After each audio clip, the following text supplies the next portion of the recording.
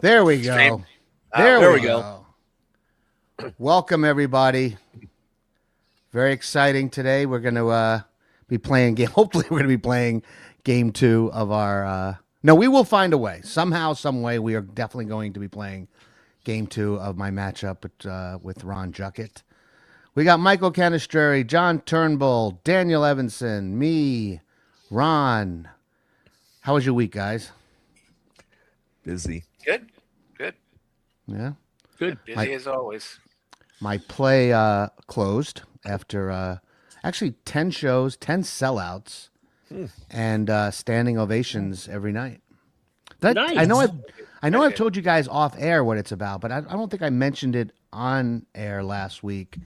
It's because it's about the racial riots that took place in Baltimore in 1966, sort of setting. Well, it's the Orioles winning the world or going to the World Series in '66, set against the backdrop of these serious racial tension that ultimately led to some riots and beatings and things like that. So it's a really interesting play. It's written by this guy named Dan Rodricks, who's a longtime columnist for the Baltimore Sun, who's now a playwright. And I got to play the head racist, this guy, a real person named Connie Lynch, who somebody in the dressing room told me that the term lynch mob actually comes from this guy's name, Connie Lynch. Really? That's what somebody said, and I haven't had the time to look it up, but I feel like that can't be true because I think that phrase goes back to the early 1900s. And Connie Lynch in 1966 would have been like in his 40s or 50s maybe. So unless like he lynched somebody when he was 2, I don't think that it would come directly from him. Yes, I've got it here from Wikipedia. It says that it comes from the 1800s, 1780s, Charles Lynch and William Lynch. So yeah, you're a little bit off. Yeah. I mean, unless he's related to them, I guess that's It's possible. possible. But I didn't think that was the case. So I'm playing him, and then I play the team trainer, this guy named Eddie Widener, who was the trainer for the Orioles and had been with the organization since 1914. You know, in all its various forms. I think when they went to St. Louis, or the Orioles didn't go to St. Louis. No, the Orioles just folded eventually for a while, right? Well, they're from St. Louis. They were the Well, Browns. they came from St. Louis, right. But I don't think I don't think the Orioles existed. I mean, I know as a franchise they were in a bunch of different. Daniel, you probably know this as well as anybody. Mark said it as he put you on the spot. Yeah, no. So yeah, the Baltimore Orioles existed in a bunch of different leagues. If you go back, I think most famously the International League, like in the 1910s, 1920s, 1930s. I don't know though exactly what the story was right before the Browns moved to Baltimore. Other than that, they kicked out whatever minor league team was there at the time. So there may have been a minor league team in the 50s. Yeah, for sure. That's why the place was built for the minor league Orioles. Well, no, there's actually been like 5 different Oriole parks, pretty much situated all around the area that I used to live, which is called Charles Village. I think that's what you're. There's Orioles Field 1, 2, 3, and then you're saying what were you saying, Ron? That Memorial was built for the minor league Orioles. Right, was built for the minor league Orioles. Mm-hmm. Yeah. Oh, I didn't know. Expanded when the Browns moved to Baltimore, but that was built for the pro football team, the first version of the Colts, and for potential team to move to Baltimore.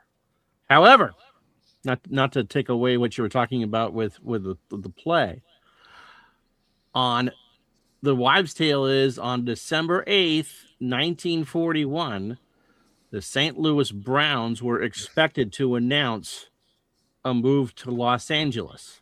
Really? They were going to play in Wrigley Field, and I don't know if and the ownership was going to approve. The American League was going to approve it because St. Louis was not a 2-franchise town, and Los Angeles was going to be their saving grace because they were going to be the first of the big franchises to move out to the West Coast. And then the Japanese hit Pearl Harbor, and it never happened. The other thing that the American entry into World War II changed was the Wrigley family had bought the steel to put the light towers on Wrigley Field. And once the war started, that was donated to the war effort, and that's why Wrigley never put lights up. But until if you look '88. at the light standards at Wrigley Field today, that was the design they would have used for the 42-43 season. Was the same design when they put them up in '88. I was talking to somebody the other day. Oh, it was Marco Scola, who we all know from the hobby, right? Great guy, one of the younger guys in the hobby, at least one of the younger guys who sort of interacts within the online community. Wrigley Field to me was at least hands down the best place to watch a baseball game. I mean, nothing even came close. And I actually did a one-man show that I wrote in the early 2000s. This was right when the Gulf War started. And what I did was I went to baseball stadiums around the country and I interviewed people about their thoughts on the war and kind of turned that into this kind of Americana show about baseball and what was happening with Bush and Iraq and all that. So I went to Pittsburgh. It wasn't Three Rivers, or maybe it might have been Three Rivers. Yeah, it was Three Rivers then. It was, okay. Citizens Bank. That's Philadelphia, right? Really? And that, which is also a beautiful stadium. My point is, I've been to maybe 15 or 20 baseball stadiums. And John, you've been to all of them, right? No, I've been quite a few. Did you go on a big baseball tour? Yeah, a stadium tour with your wife? About 4 years ago, we did a 6-stadium, 7-day tour. We left here at a date and went to Detroit, and then went to Toronto. On day 2, day 3, we stopped at my mom's in Albany for the day. Day 4, we went to Yankee Stadium, which was actually my first time there. That place was just electric. There is no other stadium, just with the aura and the fans and the fans are garbage. But well, except for the Yankee. Well, hold on, let me finish. Except for the Yankee fans who watch our broadcast, then we love those Yankee fans. There you go. So then from Yankee Stadium, we went down to Washington and saw the Nationals. Met a friend of mine down there. Then it was a short drive to Camden Yards, and I tried. Unfortunately, we couldn't get together that day. Yeah. And then we went from there to Pittsburgh, and then home. Yeah. But yeah, so to me, Wrigley Field, like I remember when I moved to Chicago, that's how I started my career. Was going to Chicago to study at Second City, which is like where Bill Murray went and John Belushi went and Steve Carell, Tina Fey. So anyway, I get to Chicago, and the first night that I'm there, I was hanging out at some bars with some people that I had just met, and just kind of stumbling home. And I knew I lived near Wrigley Field. I knew I lived in an area called Wrigleyville. So my assumption was this must be near Wrigley Field, right? So I'm walking, I'm half drunk. I'm trying to figure out where I live. I look up, and there it is. Like Wrigley Field is it's on a block. It's like a 7-Eleven, a dry cleaner, and then the Mecca, or one of the Meccas of baseball. And there was a real neighborhood atmosphere, and bars all around.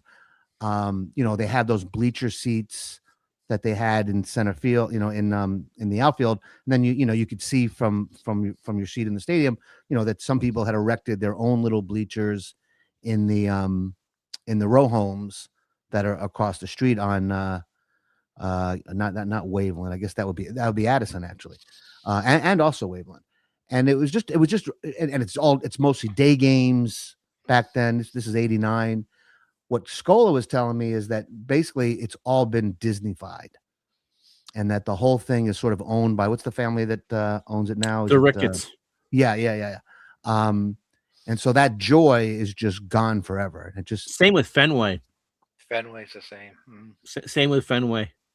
I went to a game at Fenway. Oh, I went to Fenway as part of my that tour I was telling you about for the one-man show. In fact, I got really lucky at Fenway Park because, well, lucky and unlucky. Lucky because I was on this sort of strict schedule. So if a game was sold out or I couldn't get a ticket, I was kind of screwed.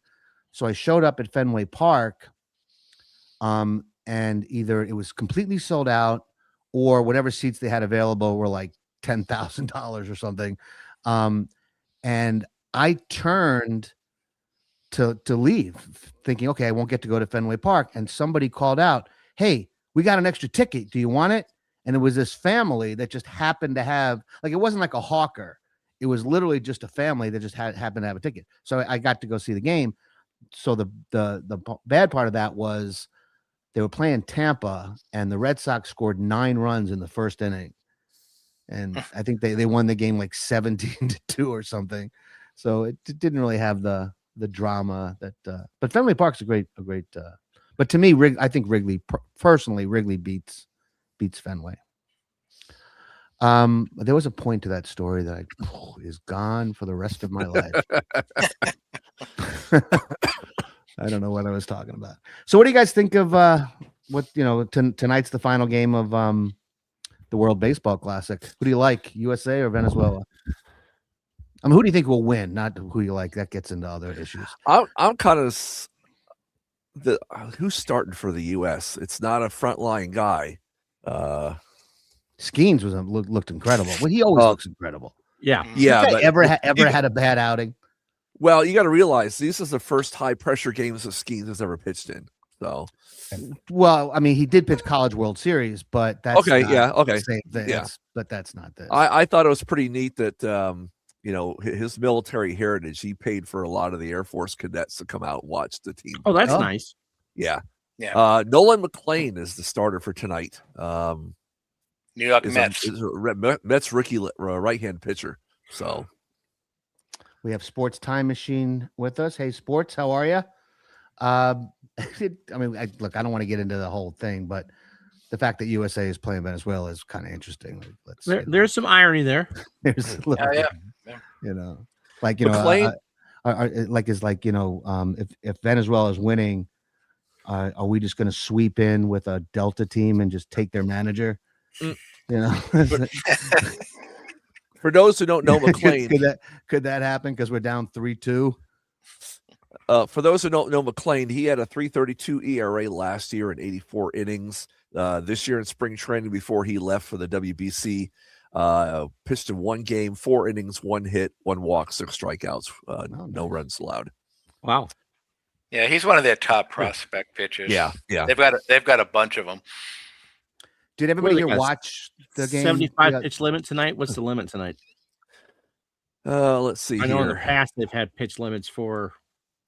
Well, Skeens was on one. He was on 75 pitches. I think it's 75 tonight. 95. Oh, 95. Yep, no 95. No one's throwing 95 pitches tonight. No. You got to believe these back offices are in these guys' ears telling them this is how many pitches your guy's going to throw tonight. Right. Max. Yeah. Actually, the Mets weren't really thrilled that McLean was going to be pitching today. And I think for me, that's kind of the bugaboo about the whole thing is that you're doing this at the start of the year. And so everyone's on a really, really strict pitch count as opposed to just letting them play. Well, and then the question is, so when could you do it where that wouldn't be an issue? And I think there's a week in July where there's an all-star game that no one cares about that you do it.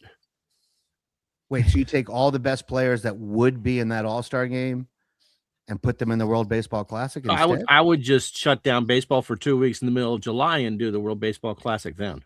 Yeah, hockey does it with the Olympics. So what do you guys think about that idea? Yeah. Daniel, what do you think? Well, I have 2 thoughts on the subject. The first one is when the World Baseball Classic started up in 2006, I thought this wasn't going to last very long, so I was wrong about that. The second is when it comes to hockey, I don't know how close some of you guys follow that. I was in Canada right around the time of the 2014 Olympics. And I do remember there were a lot of people who were talking about who should be on Team Canada, but there were also a number of people who were upset about the thing happening at all. I mean, look at what happened with, Crosby in the Olympics this last time around. Right. You can get a guy injured for a couple of weeks, trying to go for a gold medal. So it sort of depends. Some people like it, some people don't. Yeah, I don't know if I like the idea of sort of stopping the momentum of the regular season for 2 weeks. Well, I think it's going to be different for baseball than hockey. And Mark brings up a good point. You shut a starting pitcher down who's used to a 5-day rotation for 2 weeks, and that's really going to throw off his right. I mean, baseball right now, the All-Star break is happening within that 5-day span, so they're really not missing their turn per se. But you give 2 weeks off, and they're going to have to do a lot on the side on their own. to keep up with their. Jamie Marshall says midseason seems even more precarious for the teams, and that's kind of what you guys are talking about. That What about November after the World Series? that's what I was thinking. I thought about that, but the problem there is now you've got guys that have just gone through a 162 game schedule. The last thing you want to do is play in a tournament in November. Some of those guys won't be in the playoffs, so they will be sitting around since October maybe without playing. I think the reason. Go ahead. No, go ahead, Michael. I think that's tough too. You're going to have guys that are very good players that their team didn't make the playoffs. They sit around all of October, and now they got to gear up for November. I'm not sure. Well, that's how the World Hockey Championships go. It's the players who don't make the playoffs that make up those national teams. And as teams but we don't want to do that. I mean, we have a chance to see right. Darren Judge, Bryce Harper, all these guys, right? I think it almost has to be March because at least that sort of coincides with the ramp up to the regular season. These days, intense baseball for sure. And these days, baseball is a year-round sport. It's not like the old days where guys had day jobs, and they delivered milk in November. So, they know October ends, then November, and they've got a regimen all laid out. Is somebody doing Morse code? That's what I was wondering. I was wondering where that was coming from. You guys do hear this, right? Yes. Yeah, I'm here. Yeah, let me. I can't hear it. I wonder if it's coming. No, it's not mine. I have my YouTube TV on. I'm muted, but it's. Okay, now it went away. Now it's gone. It's gone. Well, he's on. Daniel's on mute. So. Yeah, no, it must be the heater here that's making that effect. Yeah. One other side story that's going to be interesting to see is once this WBC ends and Cal Raleigh and Randy Arozarena get back together in the clubhouse again. If you remember a couple games ago, Raleigh refused to shake hands with Arozarena during his at bat. So I'm wondering if it's it's I don't know, I wouldn't call it an unwritten rule, but I mean he's the enemy, so he wouldn't shake hands with him. So are they going to be friends again as soon as they get back in the Seattle clubhouse or not? Yeah, I think there's not going to be a problem. I think again that's the media making something out of nothing. Yeah, and that's a guy who hey, you're not on my team for this particular week, so you're the enemy. That's totally fine, Yeah. And when they're in the same locker room together and they're hanging out, and it'll be, hey, dude, I think Michael's exactly right. That was the media trying to create something that's not. You don't have that as much these days, though, as you had back in the 70s and 80s when teams literally would not associate with each other, even on the field, before the game. Well, you see that in all sports, in football, where, they're attacking the hell out of each other for, 60 minutes, and then they're hugging and high-fiving and, I'll see you at the strip club after the game, That's just how sports. But I don't, I think that there's this illusion that sports was so much better, so much grittier, so much.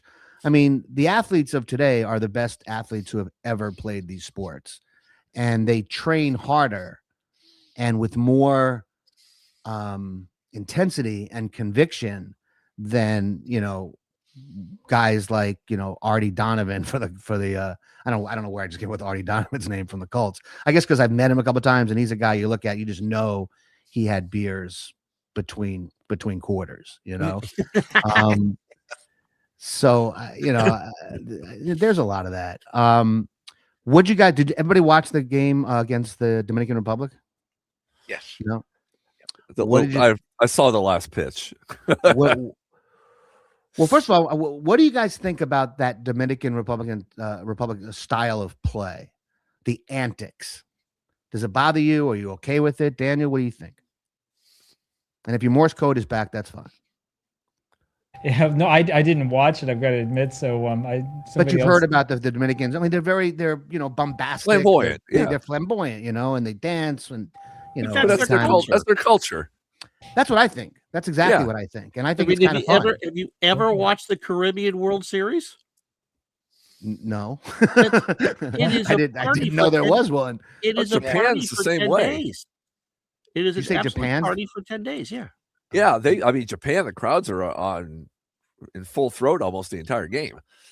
Yeah, but the Japanese aren't going around dancing and No, not the players but doing the but fans samba are. after a Yeah. walk. But- right, I mean, we've said it. It's a culture thing, but I do know there are guys out there and guys in the hobby who do. They want it to be the '60s again, and they want players to be seen and not heard, and those days are over. It's gone. So enjoy what's here now. And revel in that. And some of these Dominican, I mean, if you look, these play, except for Soto, who I can't stand. There's something about that guy. Like I wrote the other day, that's like Aaron Judge is like Captain America, and Soto is like Thanos. Like there's just something about this guy. He's like walking evil. So obviously going back to that game, that pitch, a clear ball. I mean, an obvious ball. Would it have changed the game? I mean, who knows? Because you don't know what the next pitch is going to be. But it makes me think about this ABS thing, which is being introduced this season into Major League Baseball. I believe you can challenge it twice. Does anybody You challenge it confirm that? twice, and if you win the challenge, you get to keep it. So if you use the first one and win, you still got 2 challenges left. What do you think about the ABS thing?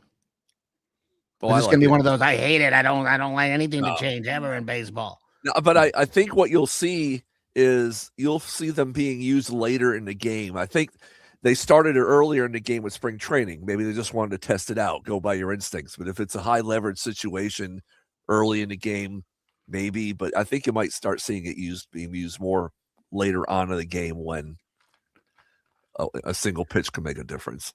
Michael, what do you think? Yeah, I like it. I just think only 2 for a 9-inning game is probably too little. I don't know what the correct number is, but 2 just seems to be, and I don't think it's going to, though the thing is people come out, well, you're going to add 20 minutes to the game. I don't think it's going to be like the NFL where everything is reviewed and it's 2 minutes between each play. I think you can do it fairly quickly within seconds. It's done in under 10 seconds. Yeah, so I'd like to see it more than just 2 times. Do you think we'll ever get to a point where there's no more home plate umps, or the home plate ump is there for other things besides balls and strikes? Maybe. I mean, tennis has gotten rid of Right. the line judges in Grand Slams. It's all done electronically now, and the players seem to like it. The one thing the home plate umpire wouldn't do, though, I think getting it right is important. Go ahead. Right. But I think that the home plate umpire, if I'm not mistaken, is kind of like the quarterback for all the other umpires. And not only are balls and strikes, I mean, that's only a part of it. They got to make plays on the bases, make ruling. And I think a home plate umpire still might be needed for. Yeah, no, there'll still be a home plate that. umpire. He just won't be the guy calling balls and strikes. So first of all, I wanted to thank everybody who checked out our show last week. I mean, we have like 1,200 views. That's pretty good, don't you think, guys, for a first effort? And a lot of really positive comments. By the way, we have a Facebook group now. Box Scores from the Basement is the name of that group. So check that out. Subscribe to this channel if you can. I want to talk before we, get into the game that Ron and I are going to be playing. I want to talk a little bit more about the documentary. Last week, I kind of, I kept saying, because I rewatched the stream, I'm going to go into detail with it, and then it never really happened. So I feel like today I want to kind of go through. I did read to you guys sort of the opening, but really the main things that we want to hit. We want to introduce other hobbyists, their unique personal stories. We did mention that last week. Discuss really what sports simulation gaming is. I think one of the challenges, there's this woman on board. I don't think I've told you guys, but I don't think I've mentioned it on air. There's a woman named Wynette Yao who's going to serve as supervising producer for this project. And she has years and years of documentary experience. She's an award-winning documentarian. She's worked for Nat Geo. She's worked for Discovery. She's a friend of mine for years. When I sort of pitched her this idea, it was like she couldn't wrap her head around any of it. Now, she's not somebody who's that versed in sports in general, so I get, but one of our challenges is going to be, how do we, again, remember the whole goal is to break outside of the people who are already in the hobby, is how do we make them understand, what it is we exactly do and how the math is calculated. Well, I don't know what you guys think, but one of the things I love about the sports sim hobby is the beauty of the math. I mean, to me, the guys who create these games and who create these card sets, even guys who do it, just as, what's the word I'm looking for? Sort of like they're it's not their company, but they're doing it as, not mods isn't the word, but, Kurt Berglund does it. Anybody? Oh, the homebrews. The homebrews. Yeah, the homebrews. Yeah. Homebrews. Yeah. Homebrews. The fact that they're so accurate, I mean, that is incredible to me. And I think if you can get people to understand how amazing that is, so if I tell somebody, well, hey, if your favorite player is Bryce Harper and you want to replay the 2015 season, his stats will be really accurate. They may not be exact. In fact, they won't be exact, but they'll be really accurate. And that guy goes, well, no, because I just played on a video game. There's no way that you can make it completely accurate. But no, you actually can. There's a math, there's a science behind it. And I think the challenge is going to be is how do we get that across without it being sort of sterile and wonky. So I was thinking like maybe we do some kind of like silly kind of animation thing. I was kind of thinking like, you guys see Jurassic Park when there's all that exposition that they have to give about the dinosaurs and the cell and the how they get the amber. And it's all exposition.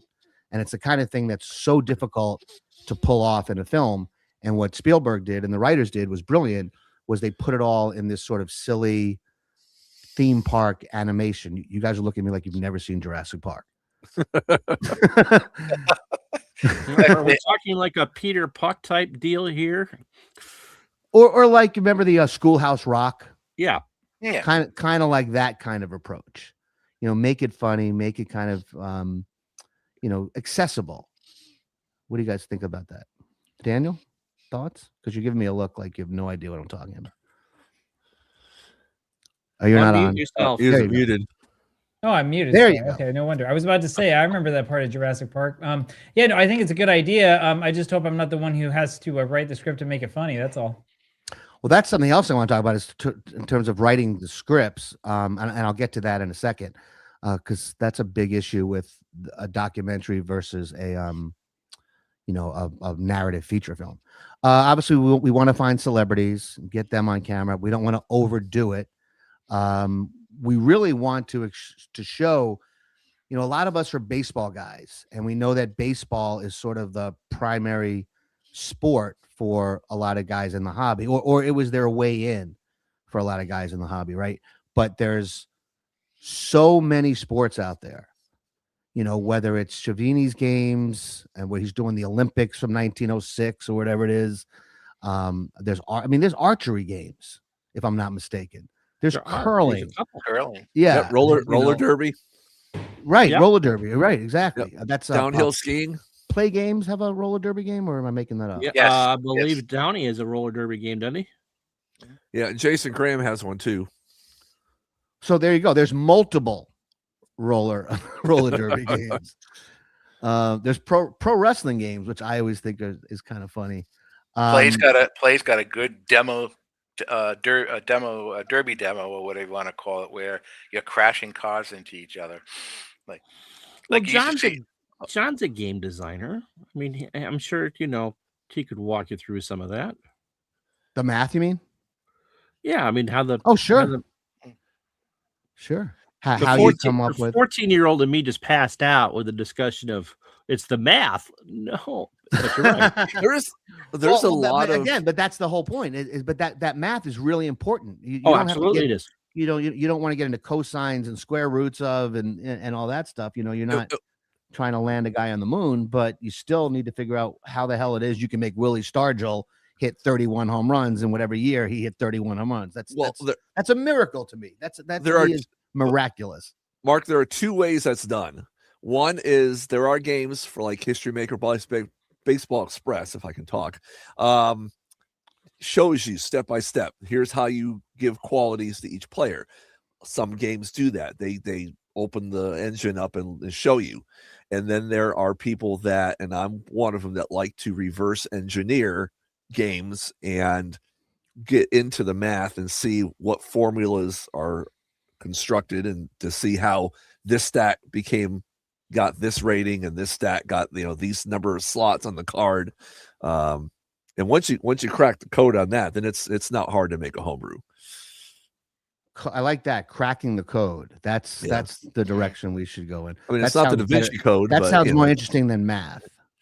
Oh, and also for those breaking.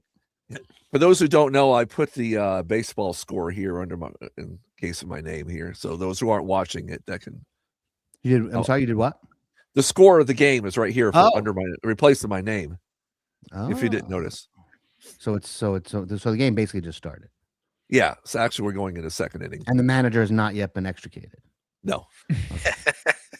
Just want to double check, see what inning that happens.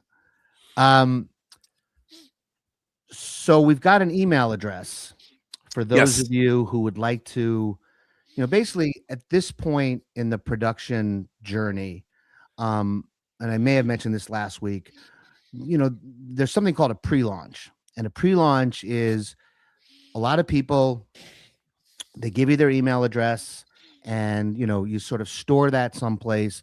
And by giving us the email address, really all you're saying is, hey, I really like this idea for the project.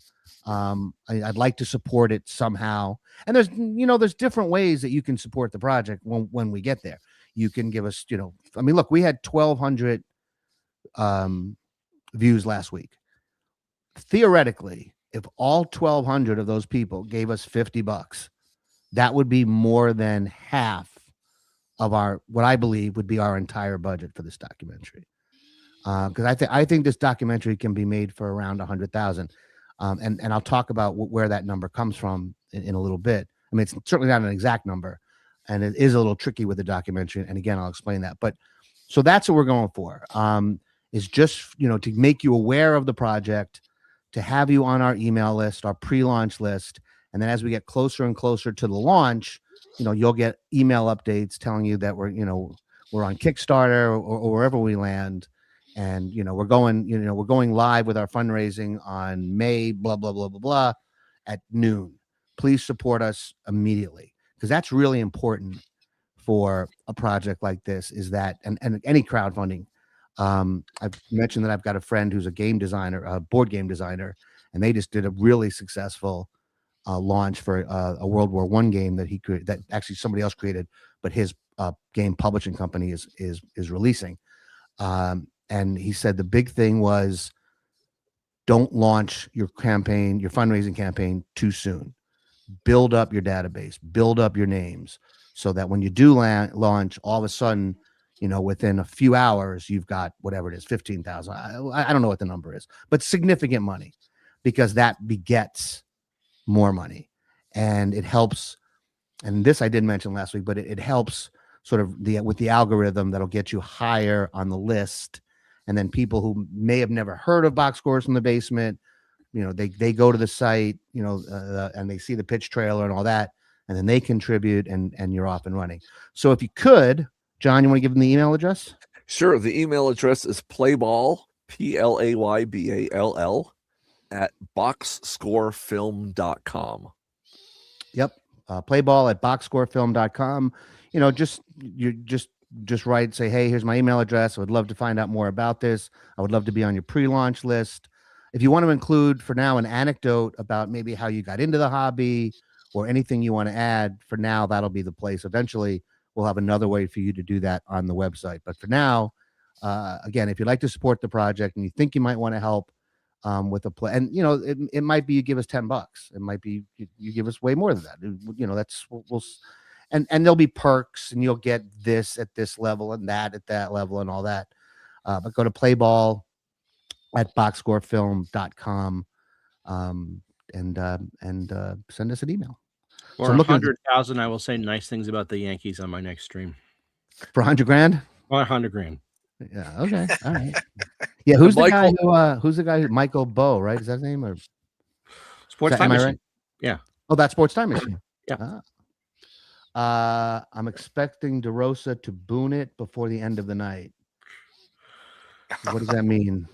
Boon it. Oh, make a managerial boo boo. Oh, That's like Munsoning in bowling. Munsoning. Yeah. Yes. He Munson that one. I've If you've never seen heard that Kingpin, one. you'll know. If you've seen Who's Kingpin, you'll know. the? Oh, it's from the movie. Kingpin. Yeah. DeRosa, man, he took a lot of grief last week for what he did against Italy. And we talked about, and there was a bunch of sports fans in the dressing room for this play that I did. So we were talking about that. I kind of feel like DeRosa should not have taken all the blame. I mean, there's other people in the organization that could have also chimed in and said, "Hey, Mark, this your plan, your 3 relief pitcher plan is a terrible plan, and here's why." Do you guys agree with that? Like, I know the buck stops with the manager, sure, but he wasn't alone in that decision-making process. Nothing? Well, they got bench coaches too. Right, exactly. Yeah. Why didn't somebody else step up and say, "This is really stupid. Please don't do this"? Because he's taking a lot of hell for it. Question is this his last shot? Is he going to be the manager next time around? Was he the manager last time? Yeah, this is the second go around as manager. Yeah, not a chance. Yeah, because he was with the Not MLB a Network. chance. If he isn't still, Well, okay. If they lose, absolutely no chance. If they win, I mean, why would you dismiss the guy Yeah, who just won? I think World Buck Baseball. Martinez was the manager before him. I didn't know that. So I was saying before, and then I think we should get to the game pretty soon here, that coming up with a budget for a documentary is a little trickier than it is with a feature film.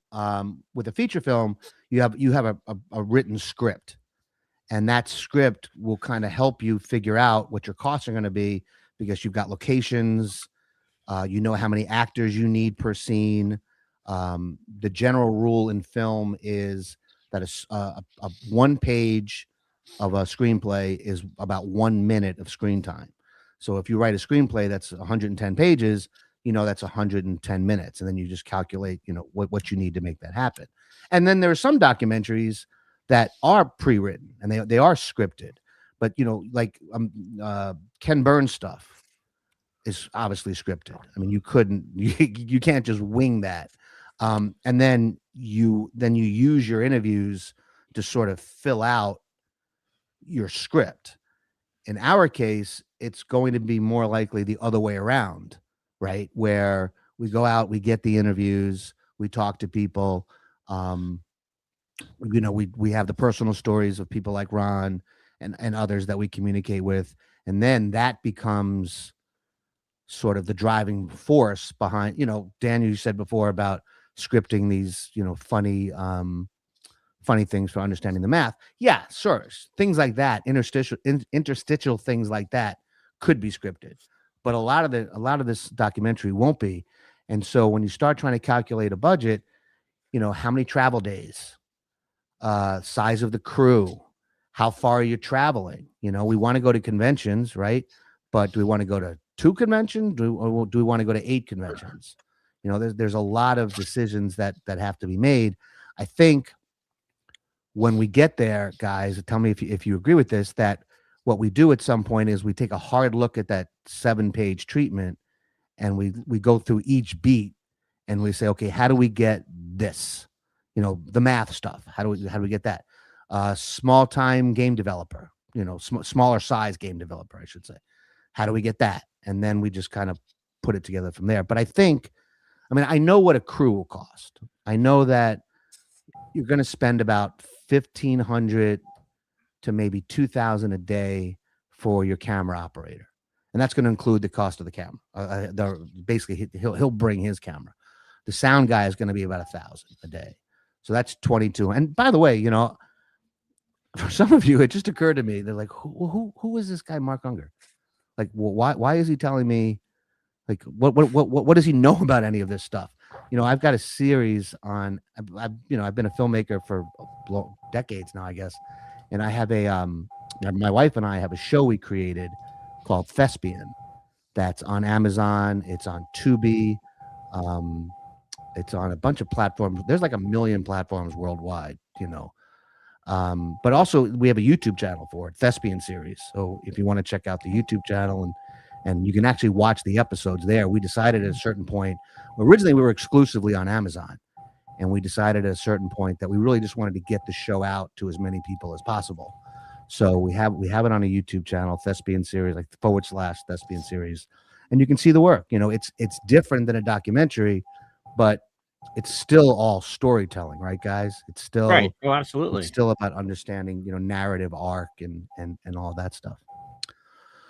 So, anything else to cover? What do you guys? What anything? And also, I feel like I've done too much of talking and not enough listening. In this I'm episode. sure that editing won't be cheap either, because you're going to take all the raw stuff that you get from me and all the other places you go and put it into a narrative. Well, the good news on the editing is that I can do that. I can do editing. I can do color grading. The only post-production part of this I can't really do is post-production sound. Like, I wouldn't know how to take out Daniel's Morse code sound that we're hearing right now. Myself again. The Russian subs are honing in on him again. Russian subs. That's exactly. Oh, that's where I see. The sonar, yeah. The sonar. Someone mentioned sonar all in the right. chat. All right, Jamie. Sorry, you deserve. That's not a John comment. That's a Jamie comment. Yeah, they're gaining in on me. Yes. Dive. Nick Schnell. Right. I believe I've interpreted that to be Jamie, drink more Moxie. That's a New England thing, isn't it? I drank one on the air. Oh, it's awful. Oh, it's horrible. It's absolutely horrible. It's liquid tar. Hey, Ron, I know you. Go ahead. No, go ahead. It's the thickest soda I've ever had. It's kind of a licorice-based cola. And the taste stuck with me for a good 45 minutes after drinking like 3 sips. Ron, I know you did this on your channel, but somebody said that you remind them of Neil Sedaka. Your face, and then you sang "Bad Blood." Can we hear your "Bad Blood"? I listened. Poor John was there when I did it. All right, well, I wasn't there, and I want it on our show. So we're doing this as the Alice Cooper version of Neil Sedaka doing "Bad Blood," or because let's do both. Okay. Let's see the separation. Let's see how skilled you are. Your separation between. No, I'm not skilled. That's people seem to think. I mean, is Little here? Dave Little isn't here tonight. I mean, he goes around in my streams and claims that he loves my singing, and I'm going, "What are you doing? I can't sing." It could maybe have that's been part of. me, Maybe that's part of the. But it was you. Okay, so that's the happy peppy. You got to get to the bad blood part. It doesn't count. Here we go. Talking about bad blood. I love it. Okay, so that's the happy peppy bubblegum Neil Sedaka version of it. Right. Now, what I did, you can take off your headphones, John. You've already heard this once. Was the Alice Cooper version of this? It should have been me, but it was you. Here we go. Bad blood. Smile, la la. And then he gets the word bitch out a couple times. That's like the Gwar version. Yeah. Gwar, now, you notice my hair isn't long enough to be doing any heavy metal work. Rob Halford. He shaved his head. Whatever. Rob Halford. Judas Priest. You know who Rob Halford is? No. My favorite band. Well, one of my favorite bands. Okay. I have very eclectic. Like, I love jazz. I love heavy metal. I like all kinds of stuff. This has been a very eclectic conversation. I'll tell you that. Well, that's what we're going for. So I kind of see the Neil Sedaka. I have good news. Yes. I think Hamachi is going to be working. Okay. Well, I had the game open, so when we're ready to do this. Also, maybe once we get going with the emails and stuff, there must be grants. I mean, for the documentary, you mean? Talk about, I mean, would it be worth someone, with an in at the Baseball Hall of Fame trying to get some money that way? So it's because obviously we're promoting sports. I mean, yeah. I mean, I think that theoretically there's a lot of places you could look, but what you're talking about isn't grants. That's more sponsorship. Okay. Because when you start talking about grants, then you start, a lot of times you're talking about not for profit. You're talking about like 501Cs, and that's a very tricky world to try to navigate, or for that matter, to want to navigate. But sponsorship money. I mean, look, I am on Hamachi. I am here. Yay! Sorry, I didn't mean to stop my thought, but that's going to help us out a lot when we try. The rain has stopped at Che. Yes. But what was I saying? I lost my train of thought again. I'm getting old. I'm getting so old. It's crazy. This is happening. My wife should really divorce me while she's still young. Get out while you still can. She's a lot younger than me, and she should go live her life and let me die in peace. Is that too dark? Am I being too dark? Send money today. What was I saying? That you were talking about?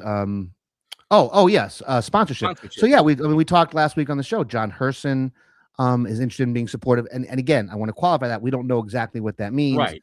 Dave Cook has talked about helping out, but the plan is to go to game developers, and look, there may be, this hobby. There could be billionaires in this hobby who probably no billionaires, but maybe some millionaires, multimillionaires who might really want to be a part of this and want to be a producer and, have their name as a producer credit. And, they believe in the project and they want to make it happen. I mean, it's a really exciting thing. We're going to be talking about this a lot, but the plan is for this to be really the first, high production value, really well done, sort of tribute to the hobby with really interesting, unique personal stories and visuals and soundtrack scores and all those things that quite frankly they cost money, and that's what we're hoping to do. All right, I am going to go grab a drink. What do you need me to do right now, Ron? Open the game. Get Jamie's thing off there so we can see the score of the baseball game. Oh yeah, sorry about that. Still scoreless, huh? Yep. So go get your drink. Right. Do I need to open the game first, or no? Go ahead and get your stuff, and then we'll do that. Okay, you guys chat. No, Ron, I just started getting into your lunchtime game of the week.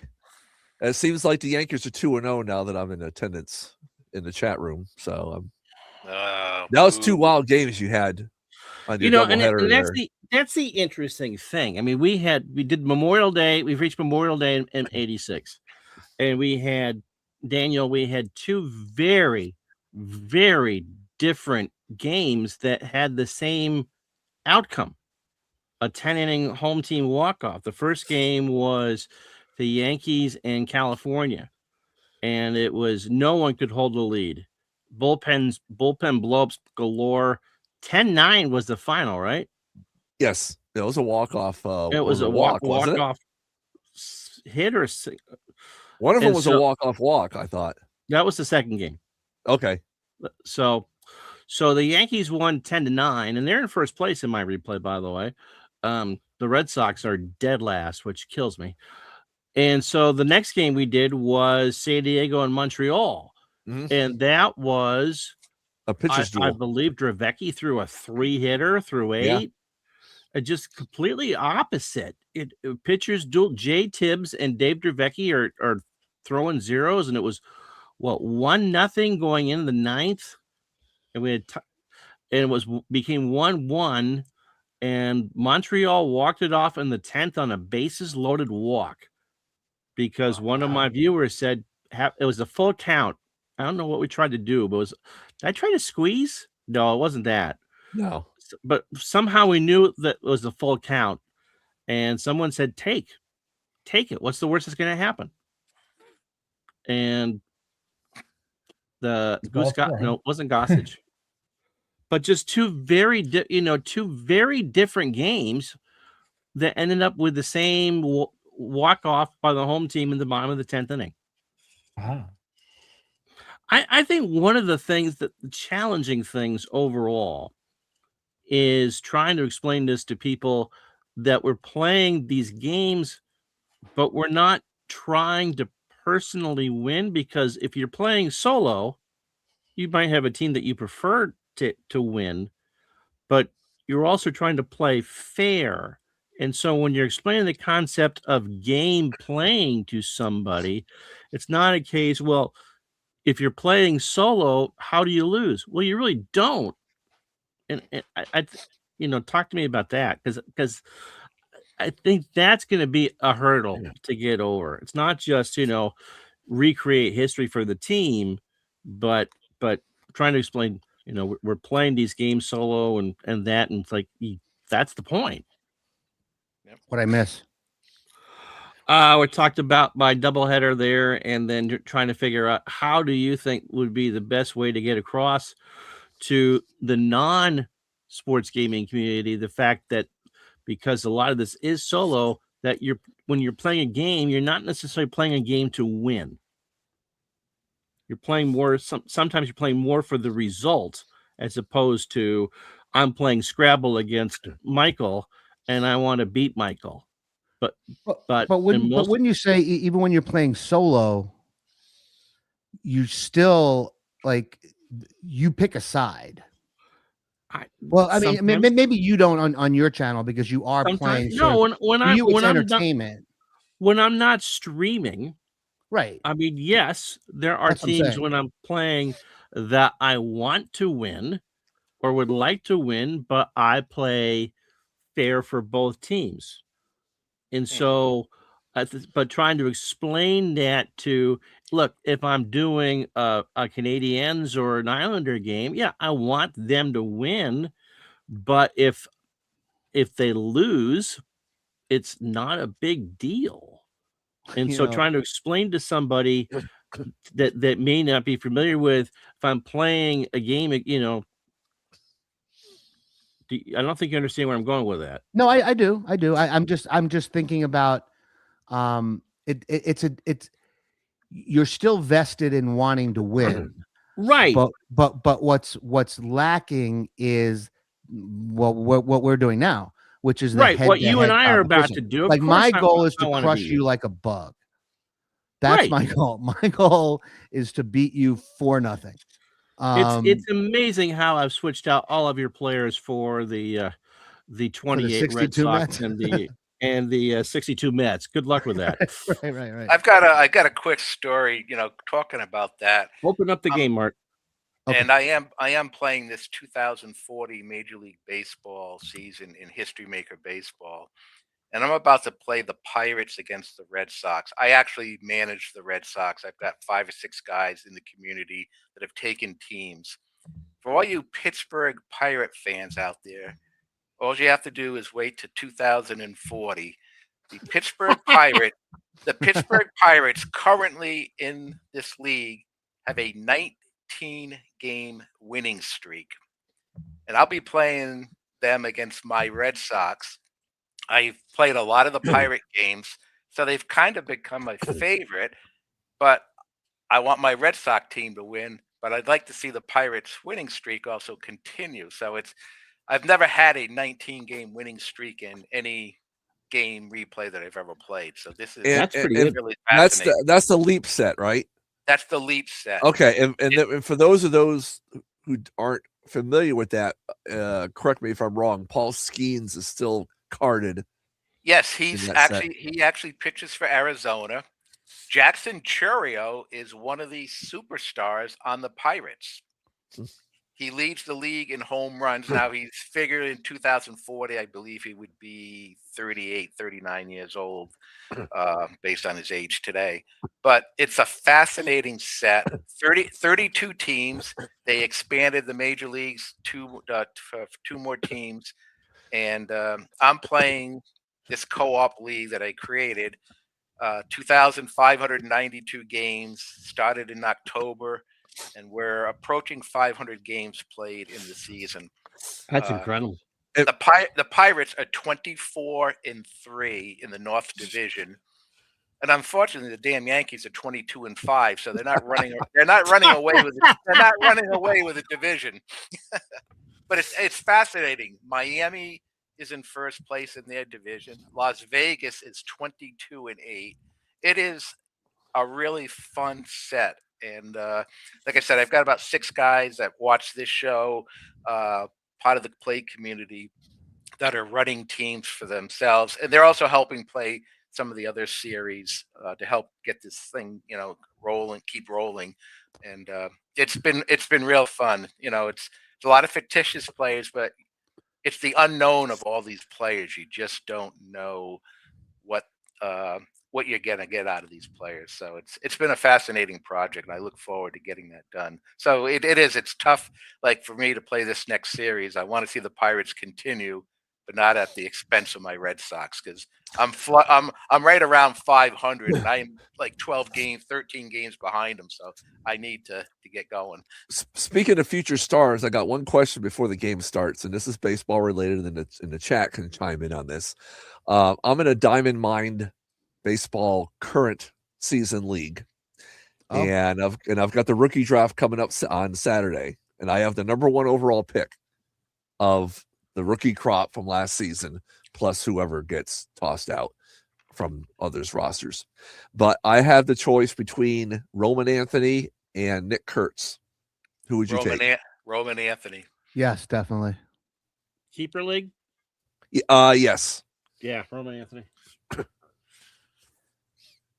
Hey, Ron. Now, granted, Kurtz would help me short term since I'm going to be competitive, but I got to think, down the road. So he's going to be a stud. I think you're going to see a drop off in Kurtz this year. Well, you take him out of Sacramento here in a couple of years, and I'm sure his home run total will go down a little bit. Hey, Ron, let me know when you're ready, Mark. I'm having a problem, and I don't know why. Okay, explain. I hate slowing the show down like this, but it is what it is, I guess.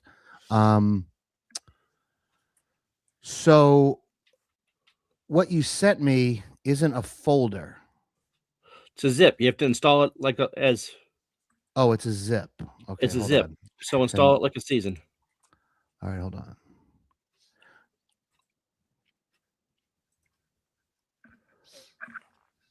Yeah, John, Roman Anthony's going to be a stud. Yeah. Oh, yeah, look what he's just doing in the WBC. Yeah. All right, hold on, guys. I'm having a problem. And of course, Venezuela's up 1-0 here in the third.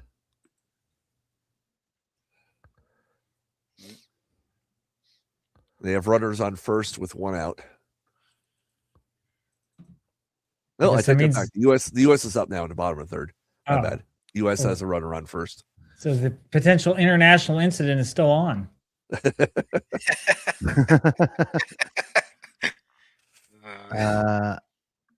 Ronnie, I am having some issues here, buddy. So talk to me. So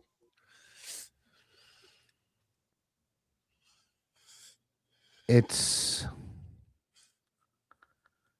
like it's almost like it keeps disappearing. No, here it is.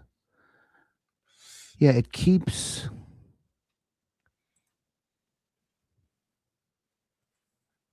I think it might have to do. I think I may have fixed the problem. Hold on. Let me. You can rename that folder whatever you want. Is that is a zip file? I think I may have just fixed it. Hold on. Okay. And I'm sure this is again really fascinating. It's raining again at Shea. We really need to get like some dancing girls or something. Like we need some sort of like rain delay. The worst thing shenanigans. To go back to 86 and that Saturday night, and then knowing when I woke up that Sunday morning and knowing that the Gallows were there and that the Red Sox were somehow not going to win that World Series. And then the rains hit Queens. And then we had to sit there for 24 more hours to All right. wait. Well, I have the game open. Okay. So what's my next thing? The next thing is you take in the second screen. Do what? I've already put up my screen for you to share. So what do I need to do? Is what I'm asking. We did that before. You just add it in StreamYard. Oh, I see. I got you. Gotcha. World's worst right. gamers on says the Rangers jersey is burning his eyes. Yeah, it's not been a good season for the Rangers. They made And those trades though when they were what, 6-2? Yeah, I'm actually going in 2 weeks. My daughter got me tickets for Christmas against the Panthers. And I need to. Sorry, Mike. I didn't mean to cut you off, but I don't want our fans to leave us. So I'm hosting, right? Yes. All right. So hold on. Let me just take care of this. Internet host game session. I'm waiting for him. My IP. 25.59.227.204. And Daniel can do the Morse code version of that if you need it. Not at the moment. The heater's off. Oh, okay. Dial up. 19. This is Windows 95. It's a 2800 baud modem. All right. Open up play. Just hit play. Just hit play. All right, I'm doing that. All right, don't get testy. You have the why am I saying Pedro Martinez and Dennis Martinez? I don't know. We'll fix it when we Okay. put our lineups in. Oh, that was just the computer that did that. Okay. Right. So then just hit play. It does show 0-0 though for as in the first game hasn't been played. Right. It won't do that because we weren't sure when we started that we were going to do this as a 7-game series. And now I'm just hitting play again. Opponent coach Juckett. We are at Shea Stadium. Well, I wish we could find out an old picture of Shea. I have one good one. And now we're just setting our lineups, right? And there is a DH, by the way. Okay, cool. Oh, good. And who are you apparently pitching? Not. Apparently not. Gio Gonzalez is who I told you I was going to go with. All right. I'm going with Flanagan. And no DH, you said, right? Apparently not. And Gonzalez is a lefty or righty? Gonzalez is a lefty. All right. Singleton will get the start today over Staub. Ray bats fourth. Leading off is going to be Al Bumbry. It's in center field. I actually met Marlins fan at Shea Stadium years ago. Oh, did you? Yeah. Third base, Doug DeCinces. Cody's the catcher. You're watching me put together my lineup. And Buddy Harrelson.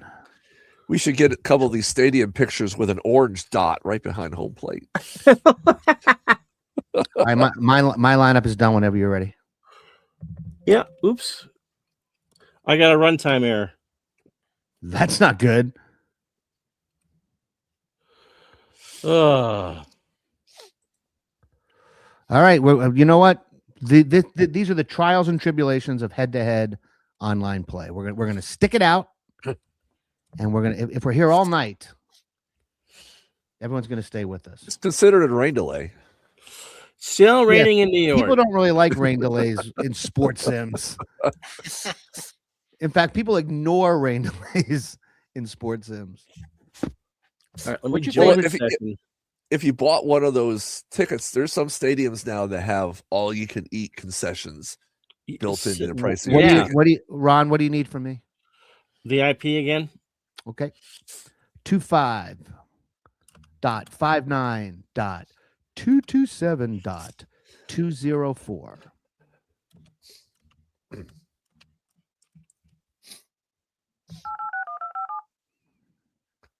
This is the United States calling.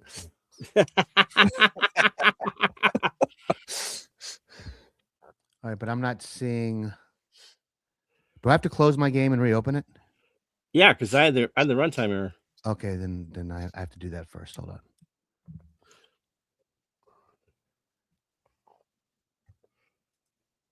All right. This is crazy. All right, here we go.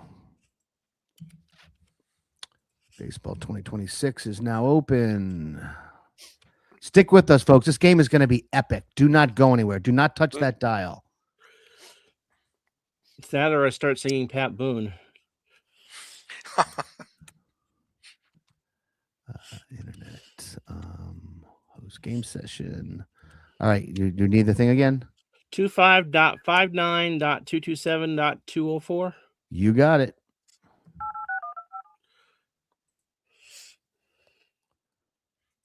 All right. All right. Back to the drawing board. Play scheduled.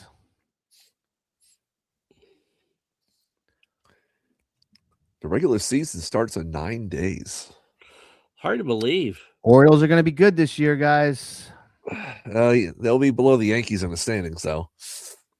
I don't know about that. Yeah, we'll put a friendly wager on that. Sure. Red Okay. Sox will finish ahead Absolutely. of the Yankees.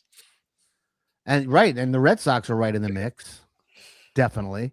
Toronto, you can't say nothing about Toronto. And Tampa's Well, always yeah. there somewhere. That's gonna be a tough division. It is. All right. As a matter of fact, I think Garrett Cole threw some pitches. See, today, now there's so- a DH. I think that maybe was it before. The rule says So there is a DH. There should Okay. be a DH.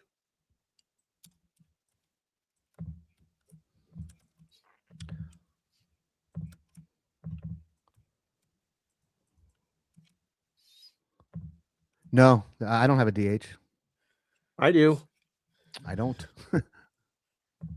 It's not letting me. No, it's putting Flanagan ninth. Yeah, the rule sets aren't the same. Okay, I can beat you without a DH. Works for me. No, I can't though. Is there a way to fix that? Yeah, just pinch hit every time a pitcher's spot comes up. Yeah, that's a great idea. You're fired as bench coach. You're fired as bench coach. See if we get the error again. So, say it again. Hold on. Let me finish the lineup here Okay. and see if we get the error again.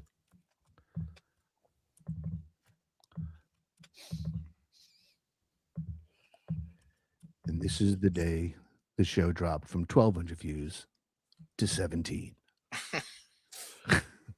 So have you got your lineup there? I don't yet because I'm not sure what you want me to do. Fill it out. See what happens. Okay. I will do that. Okay.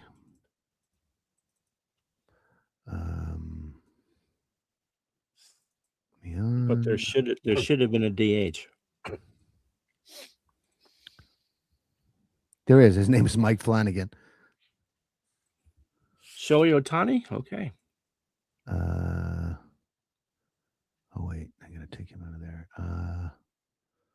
DeCinces, third base. So in game one, Yeah, that's a great idea. Mr. Unger cheated his way to a 5-2 win. Well, if you call hitting home runs and managing effectively cheating, then I guess you're right. A 5-2. It was Max Scherzer versus Tom Seaver. Tom Seaver went 6. Scherzer got hurt, so I pretty much used all my other starters. And Eddie Murray hit 2 home runs in a good game. 5-2, actually, it wasn't even that close. I believe I got a couple garbage time runs. So Mark leads this best of 7 series. Okay, we got now that's right, interesting. So we do have a game where you have a DH and I don't. Is that in the settings? I didn't even know this The was settings possible. To thing? tell you the truth. It's okay. I'm going to beat you anyway. It doesn't matter. Oh, wow. In fact, I'll take 2 pitchers. I'm not competitive at all. See, the problem is I grew up with a friend of mine named Chris Gobrecht. We've known each other since we were like 12 or 13, and he was the most competitive. Like, you ever have a friend that like you don't really want to be competitive, but they're such a douchebag. Would you that- hit pitch so I can get this looking right for the other team? Yeah, sure. Dave Cook says there's a team DH setting. Okay. Thank He's in you, Dave channel. Cook. Save our lives. What do I need to do? Or tell Probably Ron. restart. Probably restart. Hold on. Is Dave somewhere nearby? Dave is not nearby. All he says is that there's a team DH setting. I thought I set it for that. I could have sworn I set it for that. All right. I know at some point we had like 21 people watching live. We got 9 now. Come on, let's keep it moving, guys. Okay. hit pitch so I can. Wow.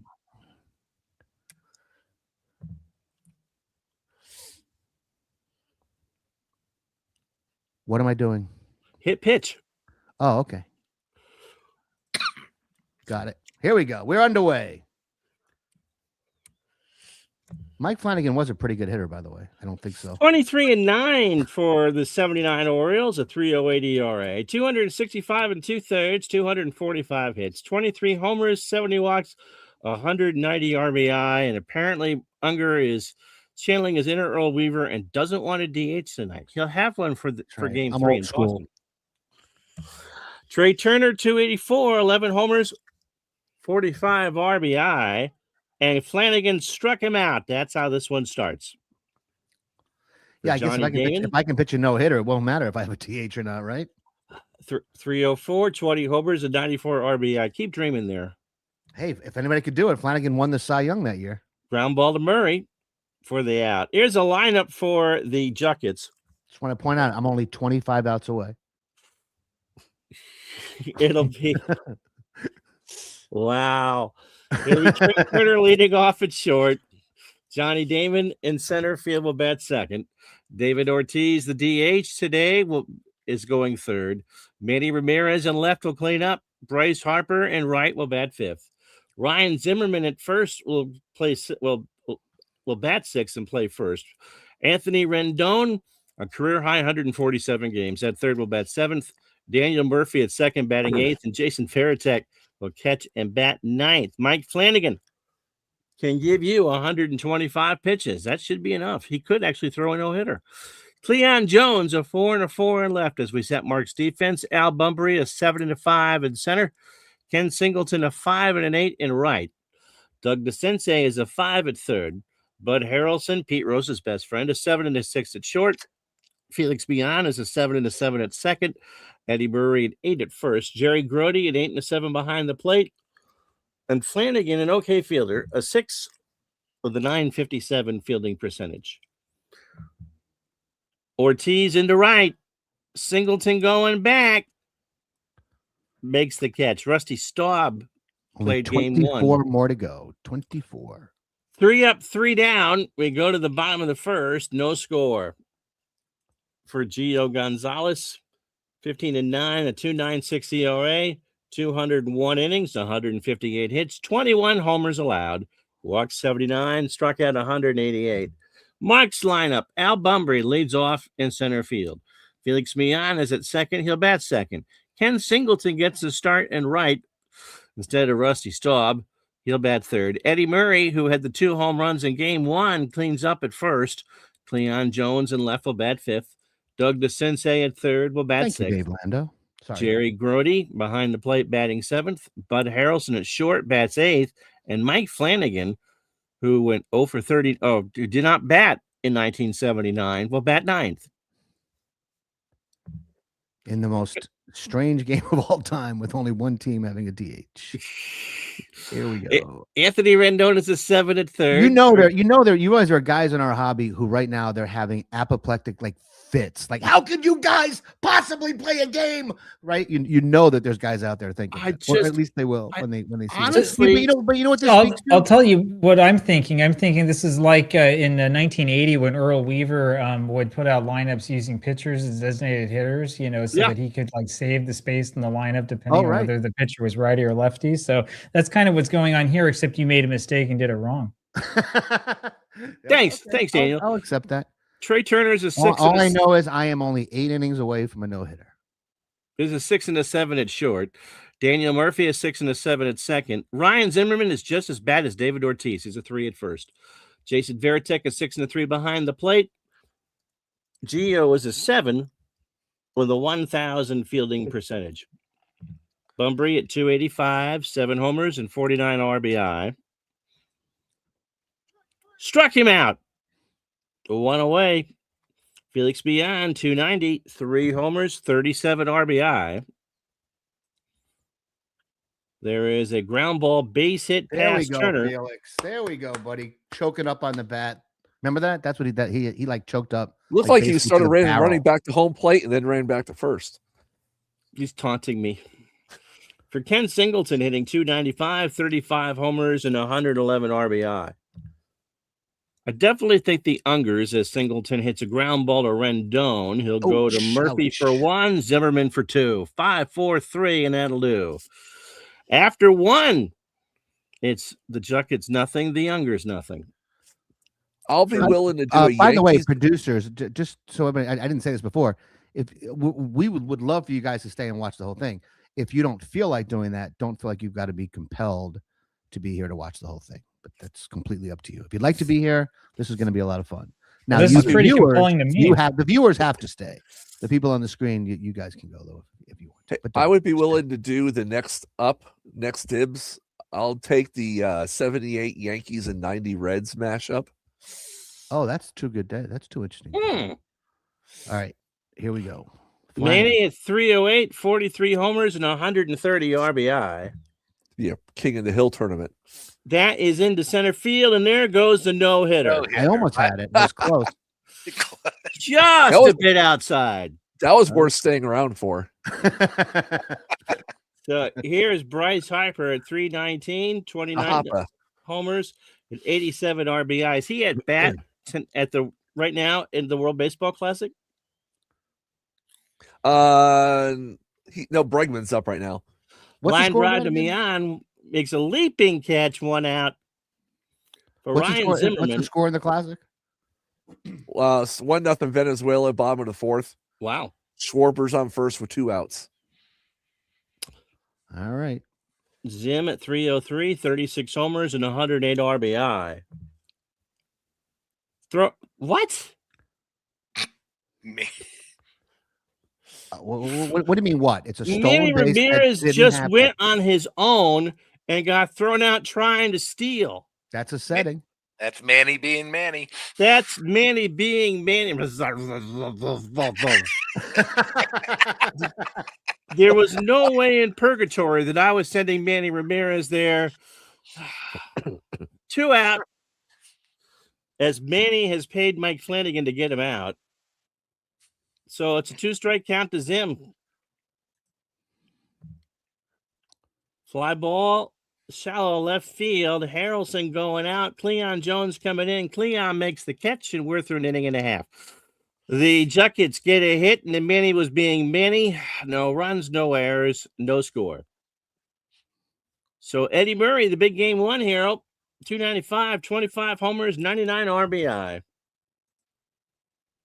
Struck him out. That's 2 for Gio. Here's Cleon Jones, 260, 11 homers, 48 RBI. Fly ball, right center. Back goes Harper, and Bryce will make the catch. 2 out. Mr. Cook will be happy. I got colors squared away. Yeah. Everything looks better. Yeah. Doug Shame we don't have 2 DHs, but that's all right. You got the colors right. 16 homers, 61 RBI. Popped him up. Turner on the grass will make the catch. And that'll do. The Youngers go down in order after 2, no score. So Rendon, Murphy, and Veritek to face Flanagan. Anthony at 301, 25 homers, 100 RBI. Fly ball, left center field. Jones will make the catch. Now, one of the reasons why we've been struggling so much to get this going is that these are custom files. If you're doing a stock replay, if 2 people are playing, let's say, from the same season, it wouldn't be an issue. Murph into right center. Back goes Singleton. Goodbye.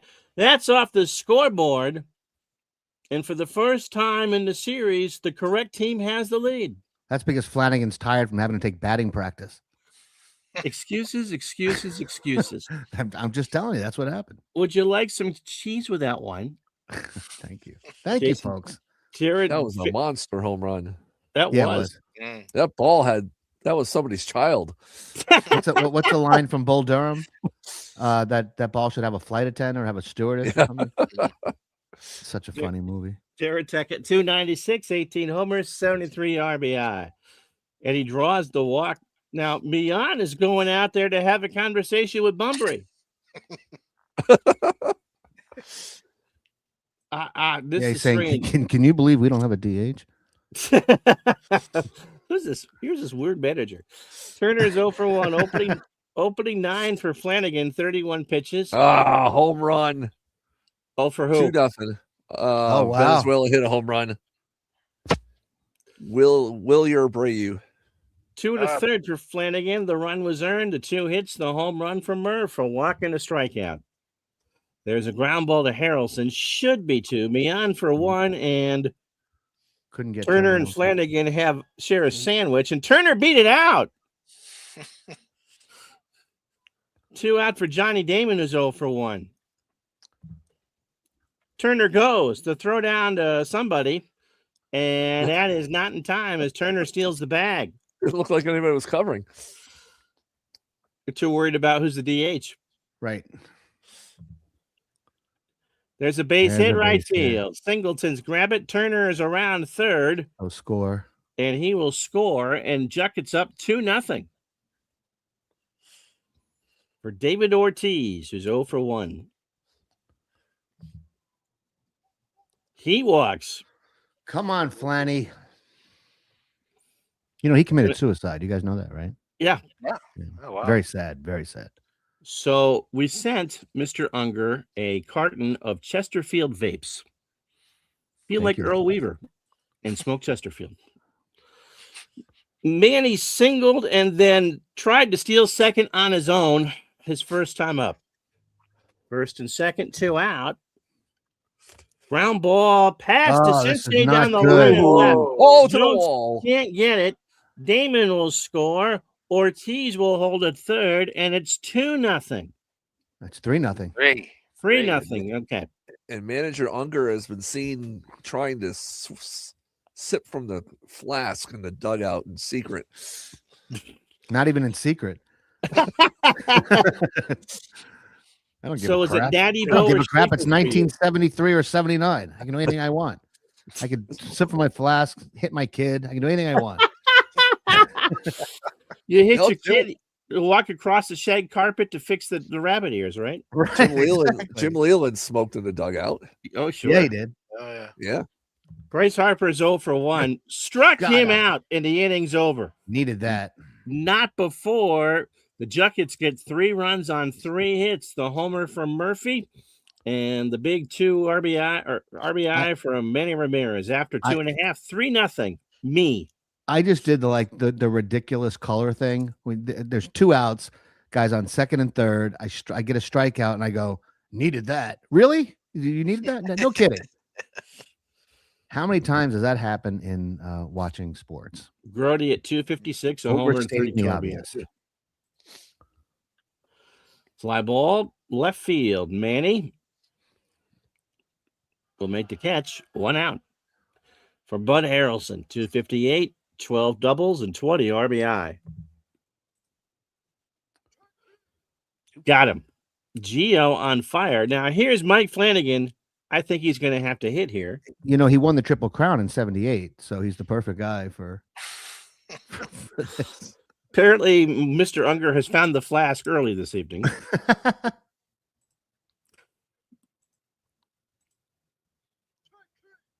He stood there like a steak shack on the side of the road. Sure. Down go the Youngers in order. No runs, no hits, no errors. We go to the 4th in game 2. Jucket 3, Unger none. So Zim, US is- Rendon, and Murphy. U.S. is making a pitching change. Okay. 2 out, bottom of the 5th. Fly ball to left. Cleon Jones is there. Makes the catch. 1 out. Mark, for the next game, you need to go Barbara find. wants me fired as manager. Barb wants no in. longer put me in. You should go find a couch cover and wear it as a suit coat as your tribute to Lindsey Nelson. Dave Selinsky says 1-0 and Ron is talking smack. I like it. It's funny stuff. All right, here we go. Here's the pitch. Okay, Rendon, fly ball, left field, second verse. Oh, that's well hit, but that should stay in the yard. And Jones will make the catch, and there's 2 away. For Murph, who homered. Off the scoreboard and right. He strikes out, and Flanagan has a clean 4th. No runs, no hits, no errors. Bottom 4, 3-0 me. Gio, 9 batters, 3 innings, 41 pitches, a hit, and 4 strikeouts. Bunbury struck out his first time up. Ground ball to Turner. Over to Zim. You know, for the 2004 Red Sox being one of my favorite teams, I got 1, 2, 3 starters in Ortiz. The rest are Nats. Beyond singled his first time up. Well, I mean, that Nats team was really, really, really Oh, steady. it really was, yeah. They were so fun to cover, too. Mian, a deep right center field, but Harper, the wind knocked it down, and Harper makes a leaping catch for the second out. Ken Singleton's 0 for 1. And he walks, and Murph and Damon have a word. Eddie, the MVP of game 1. That's right. He had the 2 homers, Eddie Murray. Did he He's have 2 looking at- homers? I think he had 1 homer, but he had 3 RBIs. Oh, did he have the 3 RBI? Okay. I think that's what it was. Gio takes a deep breath. Murray digs in. Base hit right center field. There we go. Harper picks it up. What's Singleton going to do? I'm assuming, he's going to let me throw to third. He's going to run on Bryce's arm. The throw is going to be not in time. So runners on the corners for Cleon Jones, who's 0 for 1. Fly ball, center field. Oh, Damon makes the catch. that went to And the that'll track. do. That went to the track. You finally left runners on. That's a good sign. No runs to a hit and no errors. After 4, 3-0 me. You like saying that, don't you? Yes, I do. Hey, Mark, Yeah. World's Worst Gamer's got a great idea if you want to put his ID on the screen Oh, there. sure, yeah. Well, read it because I can't see it. You guys ever do some online play to raise money for job? I am in an FGV. You know, that's not a terrible idea at all. I don't think it's legal, but What? but that's never stopped me before. So I think that's It'll be a great idea. donation. Yeah, I mean, I there probably. Do you think there's ever a universe where people would be allowed to bet on sports sim on simulated games? You could bet on esports on FanDuel. You can. Yeah, you could bet League of Legends on FanDuel. I thought the rule is that I thought the thing with gambling is it can't be a game of pure chance, or there's some like dividing line between what you can bet on and what you can't bet on. I thought, but maybe I could be wrong. I mean, know. I couldn't. My dad was a degenerate gambler. I couldn't, let's say, run horse racing and have you bet legally on the horses that way Why? because I could jimmy it up to make sure that right. But if there was an approved Sure. bet, a bet at MGM or whatever, like if they had like a monitored site where you could bet fictitious horse races, Absolutely. I you wonder could. if that would be legal. Yeah, I'm sure it would be. 61 pitches for Flanagan, by the way. 18 batters, 4 and a third. People should Well, start I'll tell you paying to this. put in the pictures that you want. I'll tell you this: if that ever happened, the sports sim hobby would grow. Like you wouldn't need a documentary. It's like, okay, No, you wouldn't. We're in. 3 runs, all earned, 4 hits. The home run to Murph, and he's walked 2 and struck out 3. David, I think we'd have to have an auction more than that. Do guys make side bets at conventions? Sometimes. I Not that haven't I'm seen aware it. of. No. I haven't seen that. No. 2 No, after never? Damon, by the way. That would be kind of fun. I would do that. Ground ball to Harrelson. So Flanagan is still quite in there. And we're halfway through. It's Chuck at 3, Unger nothing. We Mike, could do like a before we go any further, I'm just curious. Mike, Sure. how many conventions have you been to? Over the last 3 years, probably about a dozen. Oh, wow. Have you Yeah. ever seen like any like heated things happen where guys accused another guy of cheating, or you didn't roll the dice hard enough, or and has it always been like always stayed friendly? Yeah, I've seen it always stay friendly. Good, And good. I've heard the stories of the Apper and Strat tournaments. Where What are the stories? What are the stories? Those sound Well, mysterious, all right? apparently one guy a few years ago brought in loaded dice, and he got caught. Are you serious? Because the reason he got caught is How apparently pathetic is your life yeah. if you're bringing loaded dice to a Strat baseball tournament? You Yeah. really should just take the gas pipe if that's what And you're doing. and apparently he dropped the Suck dice. on your exhaust. Yeah. He dropped the dice, and his opponent picked up the dice and looked at it and realized it had whatever more sixes or twos or what, I don't know what it was, but yeah, it's a true story. Wow. Yeah, Wow. they actually threw the guy out, and I think he's banned for the rest of his life. You think? As far as, yeah, I would think, yeah. Yeah. But All that right, back to the action. The Sensei's 0 for 1. Gonzalez is ready. Struck him out. That's 5 for Gio. Jerry Grody's 0 for 1. That's nuts. That is crazy. Gio's ready. That's a ground ball to pass Murphy into center field. So Grody has the 3rd hit for the Youngers. So My younger brother, when we were kids, he would cheat at games. I would catch that's him cheating. different. But the reason is because he could never beat me at any of them. So he would have to resort to cheating, or if he was losing, he would just throw the board across the room. My sister would do that. It was fun growing up with him. But Harrelson's 0 for 1. Mark Unger's therapy session brought to you by. Absolutely. All right, here we go. What am I doing here? I gotta. What are you doing with Bud? I'm thinking. Not a good bunter. He's a 3 out of 10. No, I know. Struck him out 2 away for Flanagan. Now, I got to Here hit come the big guns. So here's Flanagan. He's 0 for 1. 2 out. Grody on first. I'm doing this for fun. And here's Willie Mays. The best baseball player who's ever lived. Hit 211 in 73, 6 homers and 25 RBI. But see, that's the thing. In our hobby, you got to do things like bring in Willie Mays, even if you probably shouldn't. No, 25th It's Willie game Mays. on the roster. Right. You got the 1 game lead in the series. Right. Have some fun. And That Gio worked out. Gonzalez disrespects him and strikes him out. Right.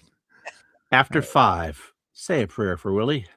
No runs, a hit, no errors. The Youngers have left on 3 and trail game 2, 3-0. We will get the DH fixed for game 3 in Boston. Harry Parker. I've never heard of Harry Parker until I you. remember having his baseball card. I mean, he's definitely one of those guys that you have to grow up a Mets fan to remember him. These are good numbers. A 3.35 Yeah, that was ERA. his year. Yeah, that was 73 was, I think, the only year that he was really worth anything. He went 8-4, setting up Tug McGraw apparently with 5 saves. 96, McGraw had an off year in 73. He really wasn't very good in 73. 96 2/3, 79 hits, 7 homers. He walked 36 and struck out 63. You got to pitch. I was waiting for you Ortiz. to do your little thing. 0 for 1 with a walk. Fly ball to right. Singleton's there. 1 out. I think I'm going to change my team name to Madison for next week. Manny Ramirez has doubled, driven hit a run, and tried to steal second base. Why? I do not know. Fly ball, center field. Back goes Bunbury. It's a big ballpark, and Al makes the catch 2 out. For Bryce Harper, 0 for 2 with the strikeout. Fly ball to right. That is well hit. Singleton goes back, but Kenny will make the catch, and that'll do. So the All right, Juckets go guys. quietly in the 6th. No runs, no hits, no errors, but still lead it 3-0. Third time through for Gio, 5 innings, 77 pitches, 3 hits, a walk, and 7 strikeouts. Bunbury 0 for 2 with a K. And now, now does Earl steal here? He never steals, but I mean, Bunbury 85%. Yeah. Baratek. Mian, by the way, 1 for 2 with a single. Throw to first. Bunbury back. Hit and run.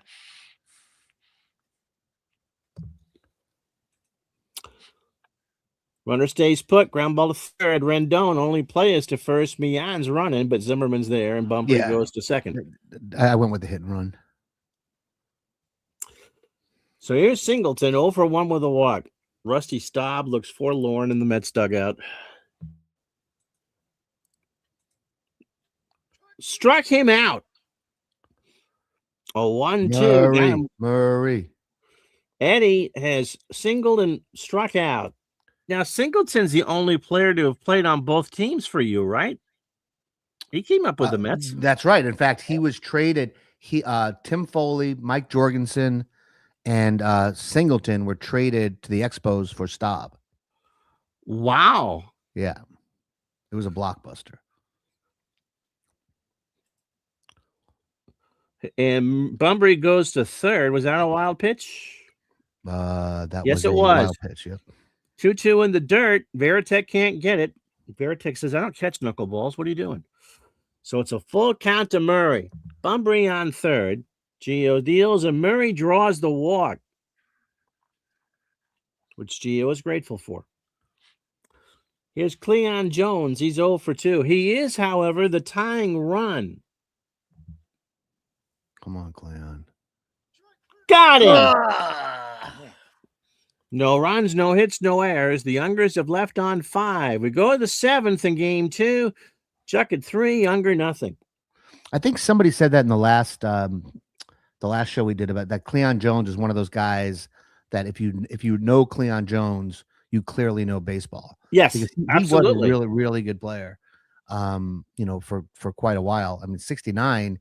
I think he hit like 330 something or 340 something, or like he was definitely one of the keys to their World Series win. And right, that, Parker. surprisingly enough, was Nolan Ryan's only World Series win. He won game 3. Ground ball to third. To Sensei over to Murray for the out. Mark, have you replayed 69? Yeah. How'd the Mets do for you? I've played it several times using different games, so I think I don't think they've ever. Did they ever win the World Series? You know what? Yes, they did with Diamond Mind. They won the World Series. Really? Over the Orioles? Over the Orioles. Yep. Wow. Yep. I mean, again, I think we actually did talk about this last week too. But the Orioles, or rather the Mets, were much better than people give them credit for. Even though they were called the Miracle Mets, they were a really good team that year. Well, they won 100 games. Right. Rendon is 0 for 2. Ground ball to third. To Sensei's got it.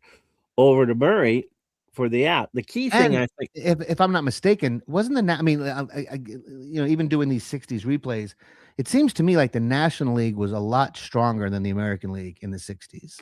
Yes. Am I making that up, or is that kind No, of you're not, because the National League integrated sooner. Yeah, so think about who the Mets had to beat to get there. Oh my versus goodness. who the Orioles had to beat. It kind of makes sense. How in the world did the Giants only win 1 pennant in the 60s? Right. If you look at that. Stacked. Pitch to Murph, 1 for 2. Ground ball to Mian, over to Murray, and that will do. Stretch time at Shea, 3-0 Jucket. So Gio probably in his last inning, the Sensei, Grody, and Harrelson, and if anyone should reach the pitcher spot. Parker's pitched well. The Sensei 0 for 2 with a K.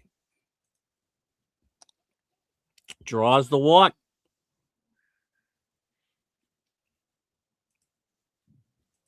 for Grody, 1 for 2. Ooh, what do I do here? Okay. I'm looking at a couple of things here. Hold on. The wheels are turning in both dugouts.